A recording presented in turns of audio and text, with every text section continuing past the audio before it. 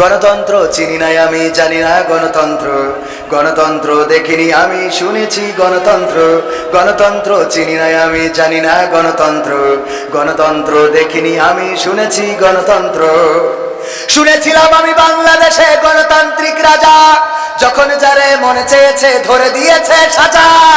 শুনেছিলাম আমি বাংলাদেশে গণতান্ত্রিক রাজা, যখন যারে মনে চেয়েছে ধরে দিয়েছে সাজা। কাউকে দিয়েছে ফাঁসির দণ্ড, রেখেছে আয়না ঘরে, কাউকে আবার লাশ বানিয়ে ভাসিয়েছে সাগরে।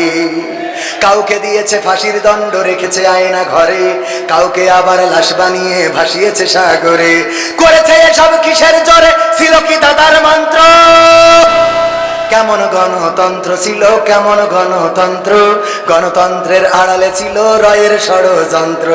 কেমন গণতন্ত্র ছিল, কেমন গণতন্ত্র? গণতন্ত্রের আড়ালে ছিল দাদার ষড়যন্ত্র। দেখেছি আগে নির্বাচনে লাগতো টাকার নোট, শুনেছি আগে নির্বাচনে লাগতো টাকার নোট। দেখেছি আমি ভোট করিতে লাগেনি কোনো ভোট। শুনেছি আগে নির্বাচনে লাগতো টাকার নোট। দেখেছি আমি ভোট করিতে লাগেনি কোনো ভোট।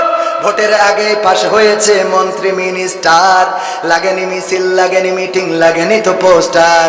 ভোটের আগে পাশ হয়েছে মন্ত্রী মিনিস্টার, লাগেনি মিছিল, লাগেনি মিটিং, লাগেনি তো পোস্টার। নির্বাচন কমিশন ছিল ইন্ডিয়ান কোন যন্ত্র। কেমন গণতন্ত্র ছিল, কেমন গণতন্ত্র? গণতন্ত্রের আড়ালে ছিল দাদার ষড়যন্ত্র।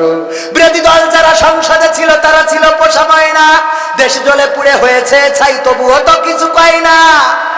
শাসনে ছিল না সততা নিষ্ঠা, বিচারের ছিল না মান, সংসদে বুঝি তাই শোনা যেত মমতাজের গান। বিরোধী দল নাই, ওটা তো ছিল ডিজিটাল ষড়যন্ত্র। কেমন গণতন্ত্র ছিল, কেমন গণতন্ত্র?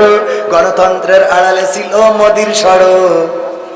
কোরআনের পাখি নায়েবে রাসূল বলতো মানুষ যারে, 13টি বছর সেই মানুষের রেখেছিল কারাগারে।